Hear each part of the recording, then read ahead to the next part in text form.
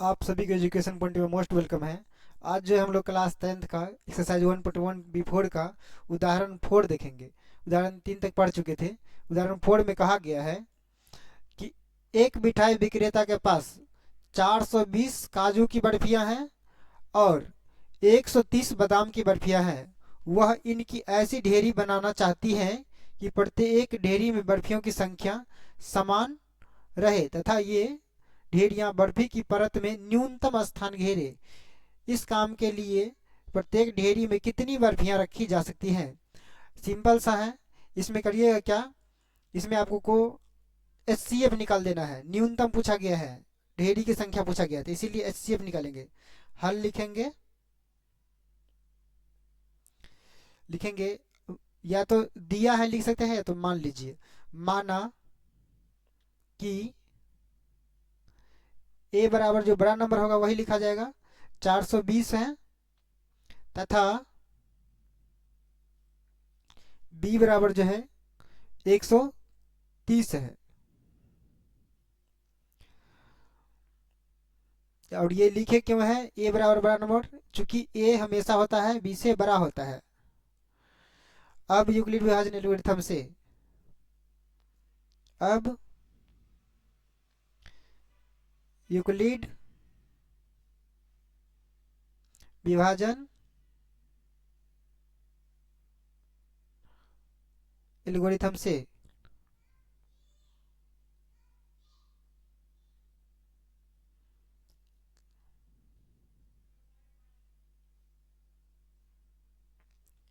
Algorithm से क्या लिखिएगा? इसका फार्मूला क्या हो जाता है? इसका फार्मूला हो जाता है ए बराबर बी क्यू प्लस ए बराबर हो जाता है आपका बी क्यू प्लस आर हो जाता है। इसको रॉफ में पहले बना देते हैं आपको, उसके बाद इस पे बैठा देंगे।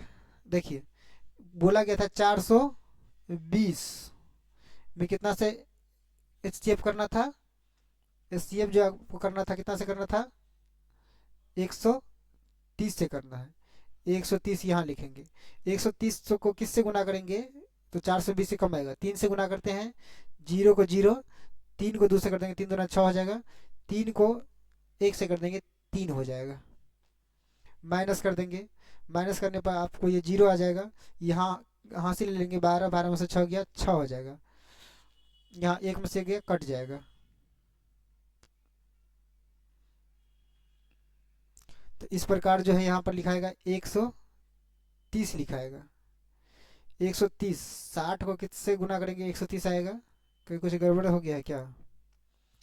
3 से गुना करेंगे तो यहाँ पर 3 तिया 9 होता है, 3 तिया 9 हो जाएगा। 3 तिया 9 हो जाएगा। 1 मिनट देखिए, 1 मिनट फिर से समझा दे रहे हैं, फिर से बना दे रहे हैं। क्लियर क्लियर समझिए। माइनस करने में यहाँ पे मिस्टेक तो हो गया था। चलिए देखिए, यहाँ पे हो जाएगा 130 से HCF करना है, 420 में करना है। 420 में करना है 130 से HCF। यहाँ पर अगर इसको 3 से हम गुना कर देते हैं तो 3 को 0 से गुना कर देंगे तो 0 हो जाएगा। 3 को 3 से गुना कर देंगे, 3 तिया 9 हो जाएगा। 3 को 1 से गुना कर देंगे तो 3 हो जाएगा। तो इस प्रकार जो है इसको माइनस कर लेंगे। माइनस करने पर 0 आ रहा है, इधर से कैरी ले लेंगे, तो कैरी लेने के बाद ये 12 बन जाएगा। हासिल ले लेंगे, मतलब 12 बन गया। 12 में से अगर 9 माइनस कर देते हैं तो ये कितना बच जाएगा? 3 बच जाएगा यहाँ पर, और ये 3 में से 3 गया तो कट जाएगा। इस प्रकार है 130। 130, अब 30 को किससे गुणा करेंगे तो 130 से छोटा आ जाए ये तो 130 आ जाए। 4 तिया 12, इसको किससे गुना कर दीजिएगा? 4 से गुना कर दीजिए। तो 0 को गुना कर दिएगा 0, 3 को 4 से कर दिएगा 12 हो जाएगा, 120 हो जाएगा। माइनस कर देंगे 0, माइनस कर देंगे तो 1 हो जाएगा, और यहाँ पर कट जाएगा। ये 30 यहाँ पे लिखा जाएगा, 30 यहाँ पे लिखा जाएगा। 30 यहाँ पे लिखने के बाद जो है 10 के टेबल में 3 बार में 30 आता है, लिख दिए। कट जाएगा, कट जाएगा। अब इसी को हमको क्या करना है? यूक्लिड विभाजन एल्गोरिथम पे बैठाना है। यूक्लिड विभाजन एल्गोरिथम पे बैठाना है। देखिए करना क्या है, यहाँ पे इसके स्टेप जैसे होता है, स्टेप स्टेप लिख देंगे। स्टेप नहीं भी लिखिएगा तो डायरेक्ट भी बना दीजिएगा, कोई दिक्कत नहीं है। चलिए ऐसे लिखिए, ए बराबर कितना दिया हुआ है, 420 दिया हुआ है, 420 लिख दीजिए। ए बराबर 420, बी बराबर, बी ये हो गया जिससे भाग देते देते हैं, भाजक जो रहता है उसको बी कहा जाता है। तो बी 130 दिया हुआ है, 130, और ये गुना का कितना से गुना किए, 3 से गुना किए हैं, 3 लिखिएगा यहाँ पर। शेषफल कितना आ गया, शेषफल आ गया है आपका 30 आ गया है, तो 30 लिखिएगा शेषफल। फिर सेकेंड स्टेप में क्या करिएगा, 130 यहाँ पर ए के जगह पे लिखा जाएगा, उसके बाद जो है 30 यहाँ पे लिखा जाएगा। 30 को किससे गुना किए हैं, 4 से गुना किए हैं, और शेषफल कितना बच गया है, शेषफल 10 बच गया, 10 यहाँ लिखिएगा। फिर 30 को यहाँ लिखिएगा, उसके बाद 10 को यहाँ लिखिएगा। 10 को किससे गुना किए हैं, 10 दिया 30, 3 से किए हैं, जीरो रिमाइंडर बच गया। जब जीरो रिमाइंडर बच जाता है वहीं पे एचसीएफ जो है फाइंड हो जाता है। ये नंबर जो है 10, तो ये हो जाएगा एचसीएफ, लिख देंगे एचसीएफ बराबर 10।